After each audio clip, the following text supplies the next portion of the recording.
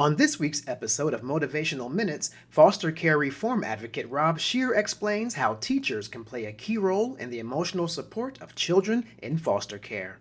And when it comes to education, you really nail that point home as well, because I know I experienced a child who was a friend of mine in school, and she was from an impoverished family, and she didn't eat.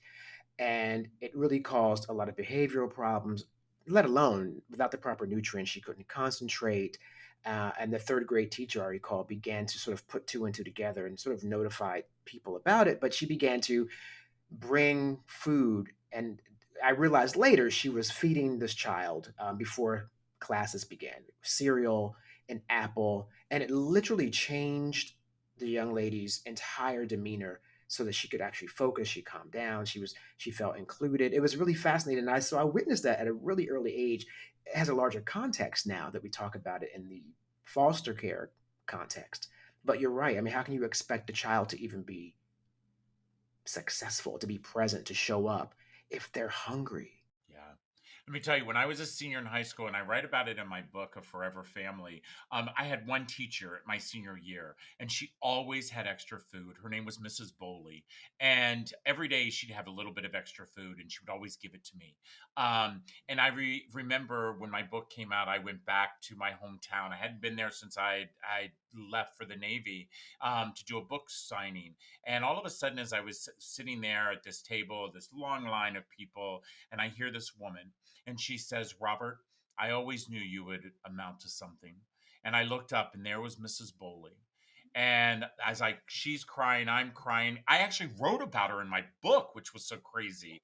And she said to me, I said to her, I said, "Mrs. Bowley, you always had extra food." And she said, "I always knew you were hungry." She says, "So many teachers, we didn't know what to do. We had not experienced a kid who was homeless in my little town." She was like, "And we didn't know what to do.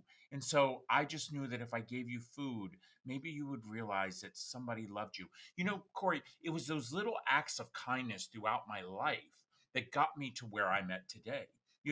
I want people to know I did not wake up at the age of 18 and say, "Oh, look what I'm going to do." I've had drug addiction issues. I have had suicide attempts. I have gone through the plethora of what children in the system goes through. But when I was in my early 30s, I made a decision. And the decision was a decision of forgiveness. I went to my parents' grave. I forgave them for every single thing that they happened. I reached out to my foster parents. I forgave them for turning their back on me. And the reason I did that was not for them, but for me. For me. Because once I got the power back, I realized at that moment, don't blame the system. Stand next to me and help me change the system. That's remarkable. And I love that you brought that point up about forgiveness, because I've had that revelation too in a recent birthday, which we don't have to mention what year. But yeah, it was a recent birthday. And I had that same revelation that for the rest of my life, I'm not going to carry forward any of the trauma that has been done to me by certain people.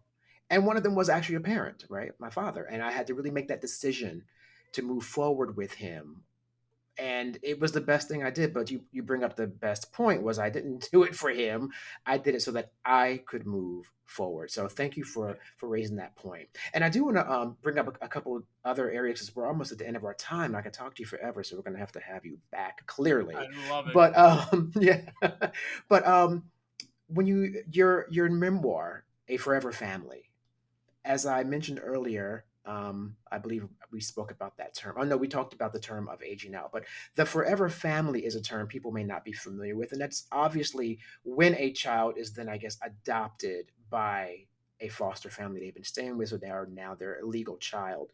And I don't think people realize, because we're with our own families every day, we take for granted that we're born into a forever family, and these children are hoping for one. They are. They hope for that. They hope for the forever family, my friend. And, let me tell you something. When it comes to a forever family, that's a family that loves unconditionally. Unconditionally. You know what? Let me tell you, I have five teenagers. I do not agree with them every day. But every single day, I love them unconditionally, no matter what they say, no matter what they do. I will always be their dad. And I will always love them. I said earlier about my daughter graduating from high school. Well, those who follow me on social media, they were kind of surprised when they just saw recently a post. And it was a post of my daughter who we had a pool party for her graduation.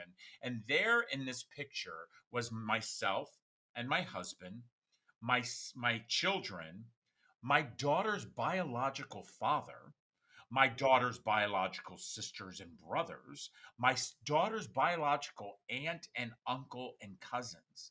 And people say to me, you adopt what do you do? And I said to everybody, and I remind people, every child that is adopted has a life story, and they deserve to know it. They deserve to know it. And if you do not have room at your table, build a bigger table, because my children will look at their dad and I, and we're not threatened by any of them, because they look at us and we tell our children, life is about choices. And your father and I chose to put you first, and to make sure that you know that having more people love you makes you stronger. Subscribe today for more inspiration on the go.